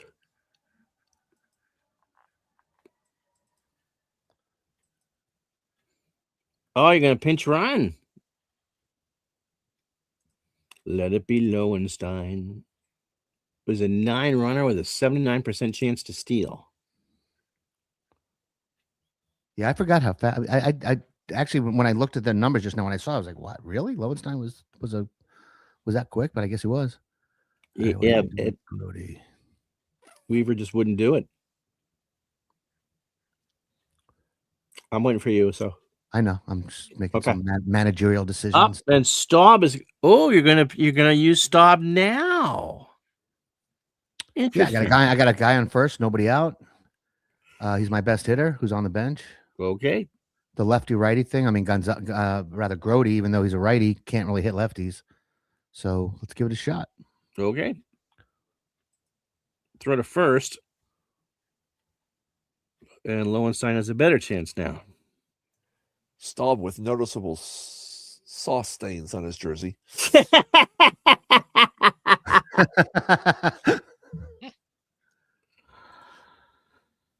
Runner goes, the throw down. They did the pickoff, and they got him. That hurts. A wry smile from the the third base dugout. Go ahead, Rusty. Fly ball, center field. Damon. 2 out. Can of corn. Yep. For Bud Harrelson. 0 for 2. Gio has struck him out twice. And again. Gio has struck out 10. We go to the 8th. 3-0. Juckets. Does he have a plus for his stuff tonight? Won't know until we see the postgame box score. Ah, okay. That stinks. But yeah, he's throwing bullets out there. You got to think it might be there.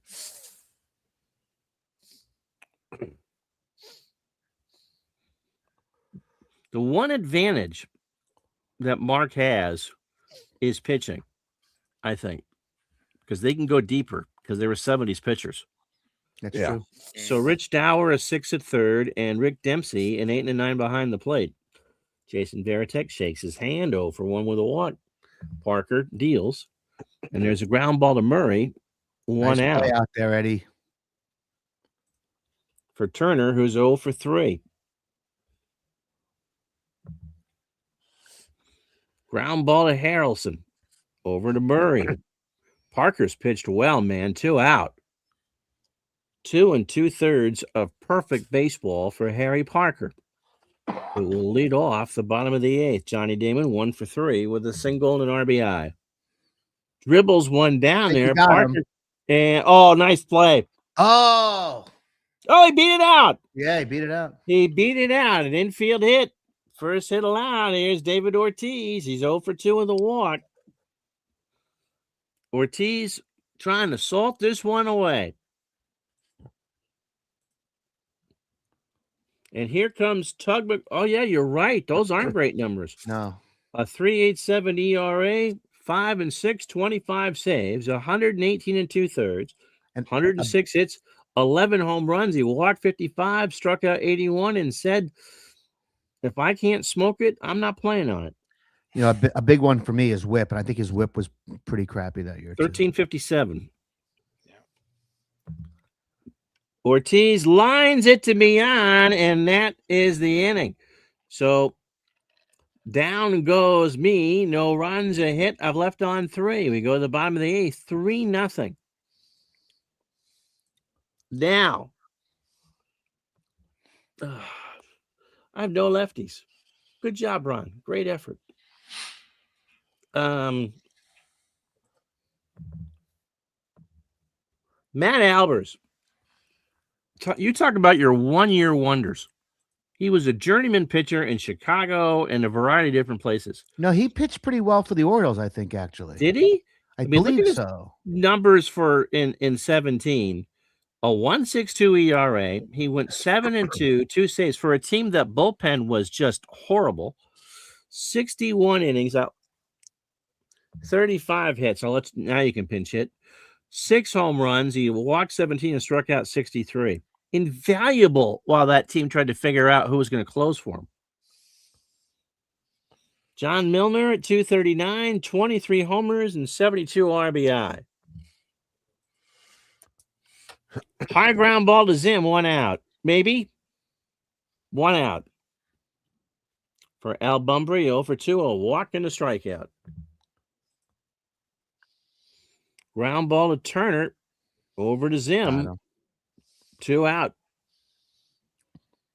Felix Millan, 1 for 3 with a single. Got away from Varitek to throw down to Zim, and that will do. We have played 8. No runs, no hits, no errors. We go to the 9th. Chuck at 3. Unger, nothing. Pesky Pole wants, and he's backstage. Oh, yeah. Give me a second. There he is. How you doing? Remove the comment there. Oh, yeah. What's going on, guys? Hey. How are you, sir? I'm hanging in there. I mean, I've been listening kind of as I've been traveling and at the ball game, and we have a DH problem.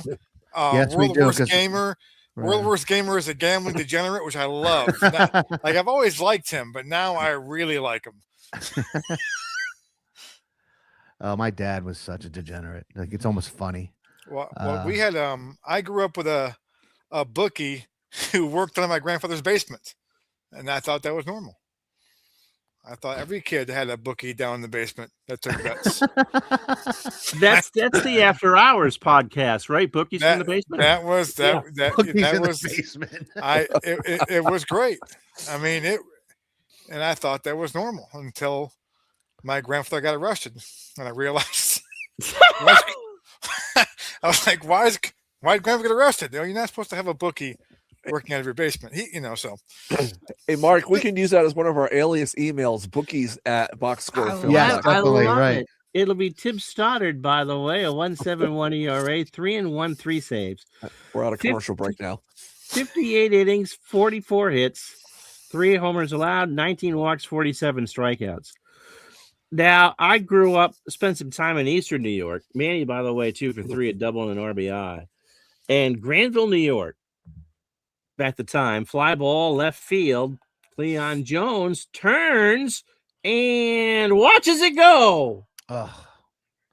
So Manny makes up for stealing a base on his own and makes it 4-0. Man, Ram. For Bryce Harper, 0 for 3 with a K. Didn't Mark mention a 4-0 score earlier on before the game started? I did. He wanted to pummel you 4-0. No, I meant in the series. Oh, okay. Yeah. Well, you got some work to do there, buddy boy. Yeah. Bryce Harper, 0 for 3 with a K. So Granville, New York, at one point in time, as Harper draws the walk and Harrelson goes out to yell at Cleon Jones, had more bars per capita than any place else in the entire world. What part of New York is that? It's about an hour and a half north of Albany. I see. And I remember going in as a kid, someplace in somebody's basement. Zim, by the way, 0 for 3. And they had a TV on downstairs as Stoddard struck Zim out on an 0-2. And they were full bar downstairs. They Schaefer, and they were smoking cigars and watching fights on television. It must have been 2 or 3. Keep my grandfather never placed a bet in his life. He just rented out the basement. But my dad and my uncle, we like to call that accomplice. Yeah, my grandpa liked making money, and so he would just take the rent. And my dad and my uncle liked to gamble, and so I would go down and place their bets for him. My mom did not. She was not thrilled about this. My mom would look at my dad and go, "What are you doing? What? He likes sports. It's good for his math skills." Right. But you have to understand that we are the last generation that our parents could give money to. Go get me a pack of smokes. And Yeah, they I just- let us Oh, my buy 'em. mom definitely did that. Yeah. Yeah. and the bookie was a great guy. I would make my own fake bets, and he goes, "You're doing really good, Mike." And I'd go upstairs and watch the games. And I knew who my dad had, who my uncle had, and it made it interesting to watch. Like I would remember like these awful endings for them. Like, oh my, and my dad would go, "That's why you don't bet, Michael. That's why you don't bet." I'm like, okay. But that was my childhood, and I thought that was normal. For those I of really you who thought that left was during the rain delay are going to kick yourself for missing this conversation. I know. My dad's most famous story is that he got so drunk one night in a bar. It was a Super Bowl that he passed out and didn't realize that the night before the game that he had bet the Jets in the Super Bowl against the Colts. Oh, wow. Nice. Yeah, I think that's actually the only time he ever won a bet. Actually, Yeah, my dad. usually you don't bet the Jets. Yeah, if my dad bet a horse, that horse was definitely not making it around the track. I got my faith in Glue Factory, right? Murph, Right. by the way, is homered in this one. That came in the third. We'd go to Harper on Boston. first. We Up go to the Boston middle, for Red base Sox. Oh, it hit. drops in there. Base it. Murphy. Judge is up with a man on. And still 2-0. Still Or 2-0. 3-0. Bottom 2-0. of 6. Veritek 0 for 2 with a walk. The captain. That's right. Well, Boston used to have a dog traps All right, in this is getting Wonderland. out of hand. Another hit. Oh, there's Oh, a another oh, walk. poor play. Harper scores. Murphs will score, and the Youngers will have some work to do if they're going to sweep the series because they now need 6. Did Cleon Jones fall down? Yeah, that's not going to happen. Did he go Willie Mays 1973 and slip down on his? And Mark thought this was going to be the Unger Games. I know. Well, So I would like to point out that someone decided I didn't need a DH. I just want to point that out. you decided you want to date. We'll talk about this afterwards because it was set up for you to have it DH. No, it wasn't. Yes, it was. No, I it did it wasn't. beforehand. I'm telling you, I couldn't add a DH. Yeah. Every time I put Flanagan in, it would. I tried to put him down, where the pitcher is, and it would bring him over to the 9 spot. I don't know how Yeah. that happened, but that's what happened. We'll look at it after the game because you were supposed to have a DH. All right. I had that issue when I was playing PC replay baseball in my postseason, and there's a certain box you have to check before you start postseason to make sure the DH is on the American League teams in the playoffs and not National League Right. teams. And I screwed it up one time. I had to replay a playoff series one time because it was not accurate. So it happens. All right. Palmer's in. To try to Palmer, end this. 10-6 end the and misery. 79, a 3.30 ERA, 155 and 2/3, 144 hits, 12 homers, a big old stack of pancakes, 43 walks, and 67 strikeouts. Turner 0 for 4 with a K. That is up the middle. Mian's got it over to Murray, and Turner is retired. And that will do. 3 big runs, 3 hits. They leave on a runner. Oh, the bottom of the 9th. It is the Juckets 6, the Youngers nothing. All right. This is my inning. Here we go. 6 runs is nothing. Mike Timlin, 5 and 4, a save, a 4.13 ERA, 76 in the third, 75 hits, 8 homers. He's walked 19, struck out 56. For the record, the DH for me is 0 for 3 tonight. Okay. 1 out. For Eddie Murray, 1 for 2, a walk. I and a mean, stroke. look, the reality is the DH would have made a difference in this game. You have 6 runs. It wouldn't Yeah. matter. I won't say what I was going to say because you're being nice now. Okay. Oh, me. Okay. Base hit left field. Manram picks it up. Murray's on with a single. And that's just a 4th hit. Why am I hearing And- somebody's television in my earphones? Or my headphones, rather. Yeah, I hear it too. Cleon Jones 0 for 3 with a strikeout. It's pesky. You can see the shining light in his face. Yeah. Murray has He's a making his 93 bets. Murray has a chance to steal. Fly ball right field. Well hit. Back goes Harper. Last chance saloon. And last chance to make a prop bet on this game.